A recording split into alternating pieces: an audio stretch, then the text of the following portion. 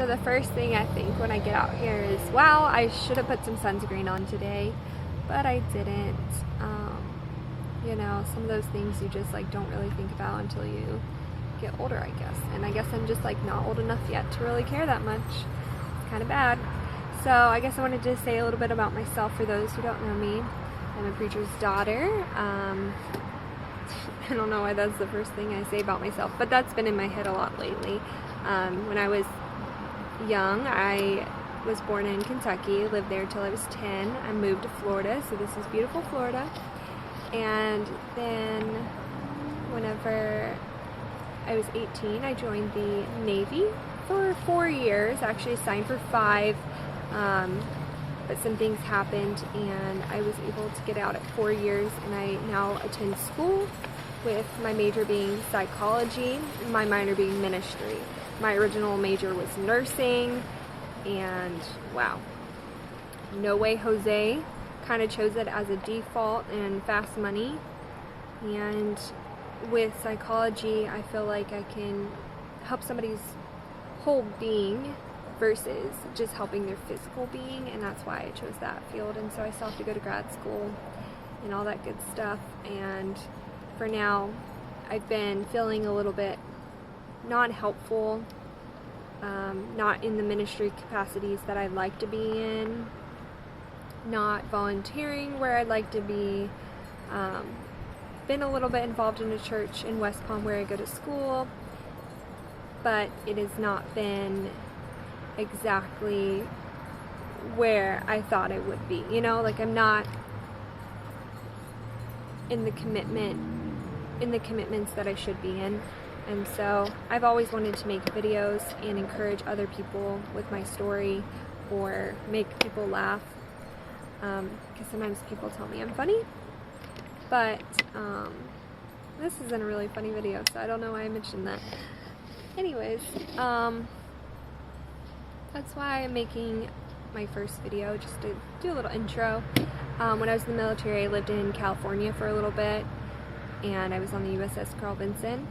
So they are on deployment now, so pray for them and think of them, and they get to go to cool places, and kind of miss that little bit of purpose. Well, not a little purpose, but that meaning that was added to my life when I was in the military. And since being out, it has been a struggle, the transitioning from military life to civilian life, and discovering new friends and working on my faith and growing. That has definitely been a challenge. But I can tell you from last year, around this time, I had just gotten out of the military a few months prior, maybe 2016, November of 2016, I was out, and I was living with my parents for a few months before I went to school in West Palm. And I'm really thankful that I had, you know, the opportunity to have people support me like that. It would have been very expensive to live on my own during those transitioning periods. So I had ended up starting school in January, found it very difficult to make friends, found myself like very just out of place and regretting even getting out of the military, because I thought, wow, I'll never be able to do what I really need to do. I'll never be successful outside of like what I have been doing and whatnot. And I was just really down on myself, and I actually had a hard time not crying like all the time. I had to call my mom every day. Well, I called my mom nearly every day, and I had to have like pep talks after class and like tell me I'm gonna be okay, like did I make the right decision. I just like really didn't feel like I had like any friends, even though I did. I wasn't recognizing the goodness in front of me.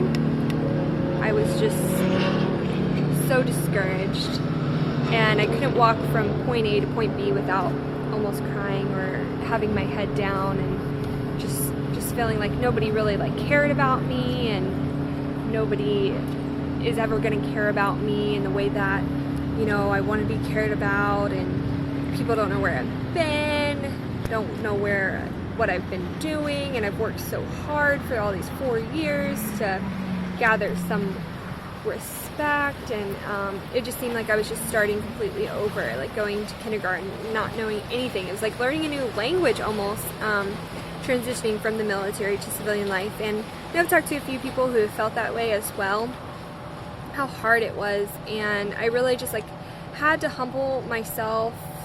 There was a verse I learned in the summer.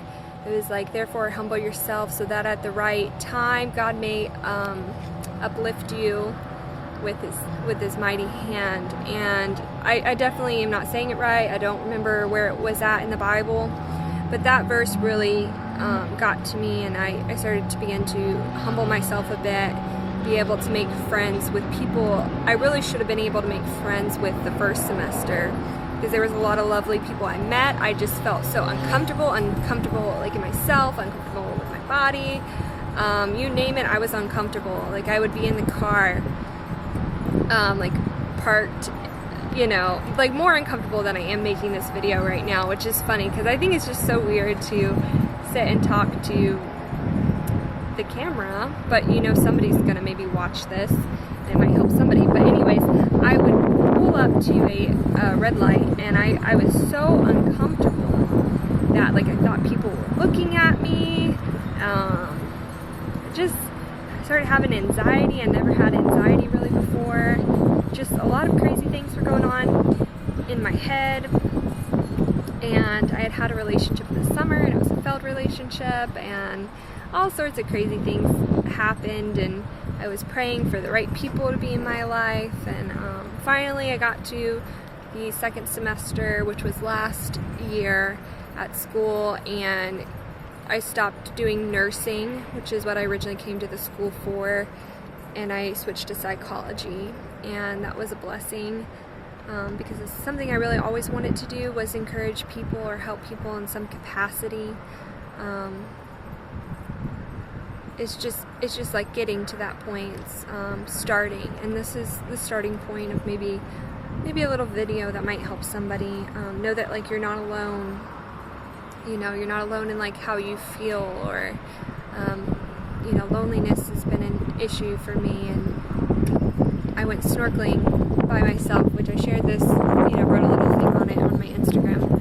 I went snorkeling by myself in, I think, Grand Cayman, because my family, it was my dad's birthday, and they had woken up early and gone on an excursion. And my little brother was supposed to go with me snorkeling, and he kind of just decided he wanted to eat burgers. We were on a cruise, and he wanted to eat burgers on the cruise, and you can have unlimited burgers, which is super cool, and that's why my family does those vacations, because they're cheap compared to some other vacations. And so he ate burgers, and you know, I was just thinking like, wow, this sucks, I'm alone.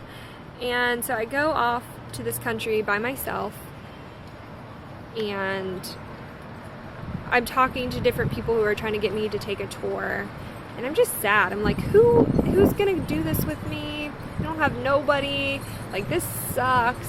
And like I just start walking back to the ship, and I'm just thinking like, wow, I'm not doing this anymore, I'm not gonna do it. And then I just like kind of convince myself, you know, like you should do it, you should absolutely do it, you shouldn't be scared of anything, like just use this time to just enjoy yourself and enjoy your surroundings and enjoy what like God has given you. And so I did do it, and it was still really hard for me because I was just like, geez, if only I had somebody to do this with, it would be so much more fun. But I'm still really glad that I did it.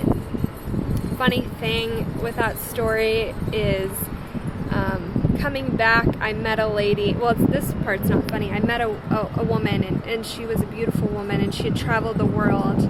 And actually, she had been mad at God, seeing some parts of the world where, I want to say it was Africa, where people were starving and not being helped. And, you know, that's not all parts of Africa, but apparently that was the experience she had there. She was a teacher, and she was doing some work over there teaching English as a second language.